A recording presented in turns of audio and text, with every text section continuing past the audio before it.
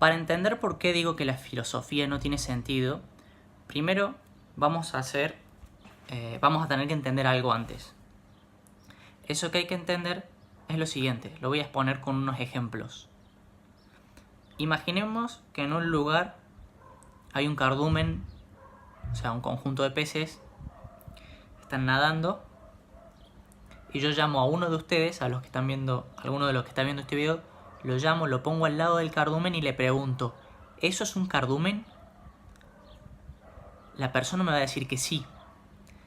Después le saco uno de los peces y le vuelvo a preguntar, ¿eso es un cardumen? Y lo más probable es que me diga que sí.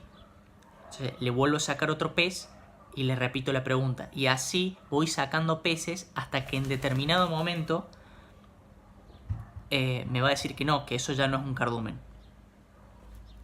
Y en ese momento en el que me diga que no es un cardumen, yo voy a contar la cantidad de peces que hay. Supongamos que hay 200 peces. Entonces, para esa persona, yo sé que para esa persona, la palabra cardumen cumple la característica de que a partir de los 200 peces pasa a ser cardumen y menos de eso ya no es un cardumen. ¿Está bien? O sea, para esa persona, un cardumen pasa a ser cardumen a los 200 peces en adelante. Después puedo repetir el mismo experimento, pero con otra persona diferente. Y ahí lo más probable es que esa persona diga otro número diferente. No lo diga en 200 peces, sino que, por ejemplo, con 50 peces ya me diga que eso ya no es un cardumen. ¿Está bien? Entonces, cada persona tiene su definición de lo que es un cardumen. Cosa que es muy razonable. ¿Está bien? Es razonable que cada persona entienda ligeramente diferente lo que es un cardumen. Ahora, podríamos no hacerlo con cardumen, podríamos hacerlo con otra palabra. Por ejemplo, un pantalón. Está bien, hay un pantalón en un lugar y yo le pregunto a una persona, ¿eso es un pantalón? Me va a decir que sí. Luego le saco un átomo, está bien, solamente un átomo, y le vuelvo a preguntar, ¿eso es un pantalón? Me va a decir que sí. Y así, le voy sacando átomos hasta que en algún momento me va a decir que no. Y cada persona me lo va a decir en otro punto. Ahora, esto demuestra que cada palabra tiene su propio nivel de ambigüedad. ¿Está bien? Podríamos hacerlo con otras palabras, pero yo creo que ya para el video se entendió bien. Cada palabra tiene su propio nivel de ambigüedad. ¿Eso nos impide comunicarnos? No. Porque esos son casos, o sea, porque nosotros usamos las palabras en casos donde se entiende a qué me refiero por esa palabra. Por ejemplo, imaginemos que en una mesa hay una mochila violeta y hay otras mochilas de otros colores. Y yo le digo a una persona, alcanzame la mochila violeta. Lo que es el violeta exactamente no está bien definido tampoco. Como pasaba con cardumen o como pasa con cualquier otra palabra, cuando algo pasa o no pasa a ser violeta, también depende de persona en persona. ¿Está bien?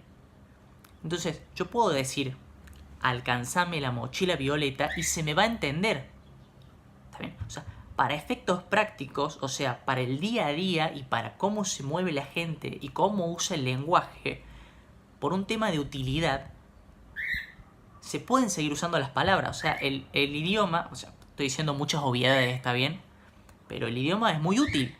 Yo puedo usar las palabras de esa manera, ser útil, concreto, y sacarle y expresar lo que trato de decir. Shh. Está molestando.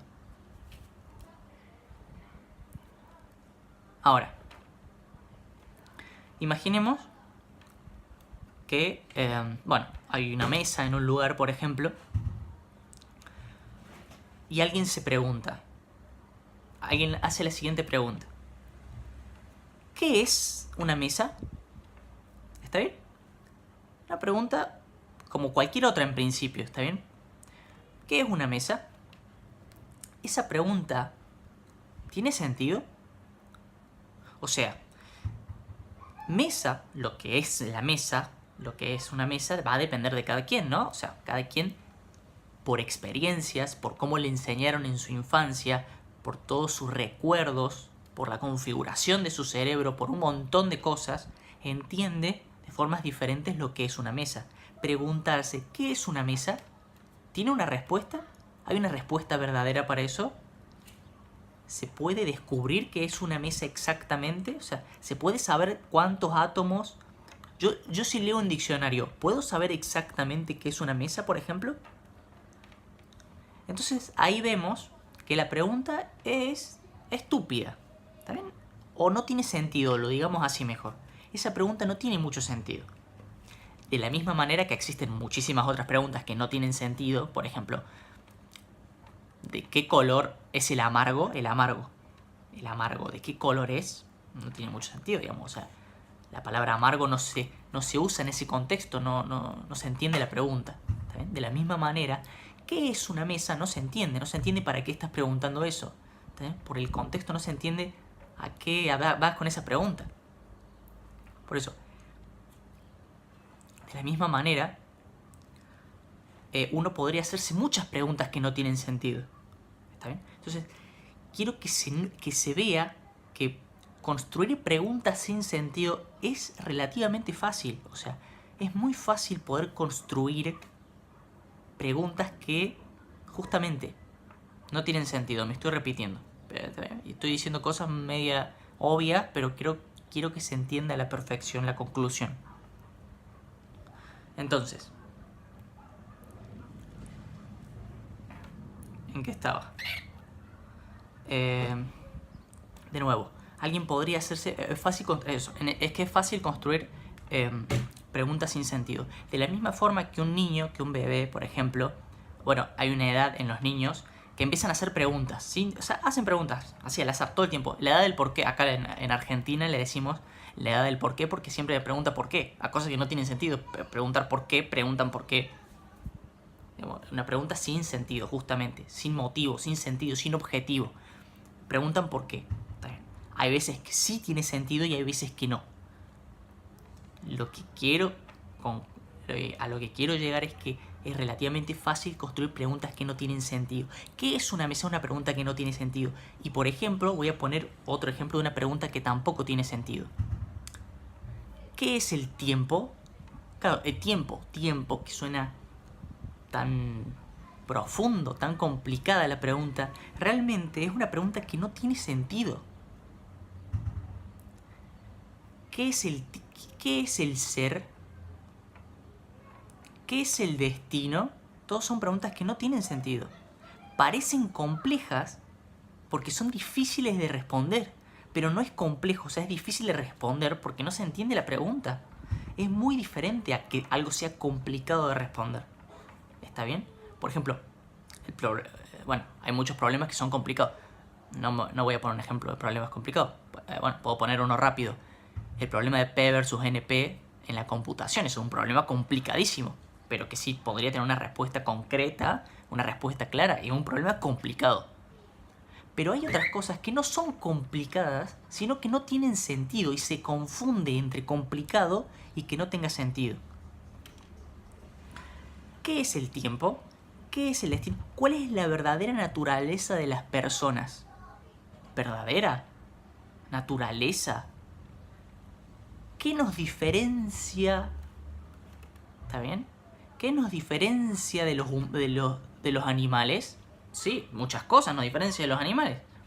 ¿Está bien? Es una pregunta que dependiendo de cómo se lo entienda es estúpida o es muy fácil de responder o es obviamente o es... Por eso. ¿Existe el destino?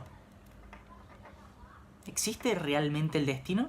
¿Hay una forma de saber qué es el destino para determinar si existe?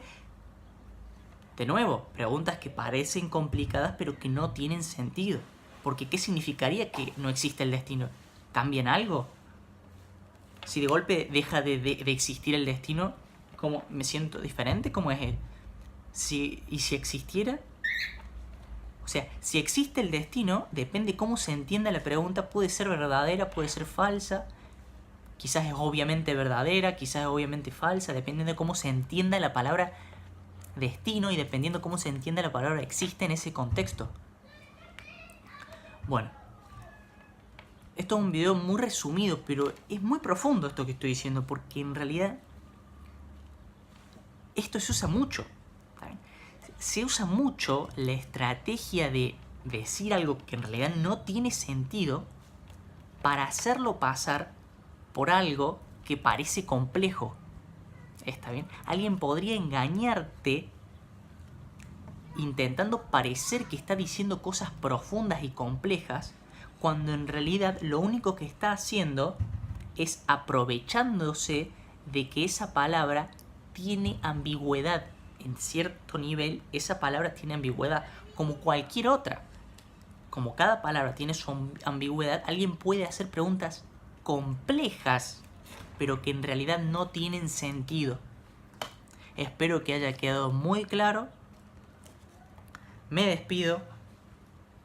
Fue un video improvisado, así que espero que se haya entendido. Y el pájaro ya tiene hambre, así que... adiós, nos vemos en otro video capaz.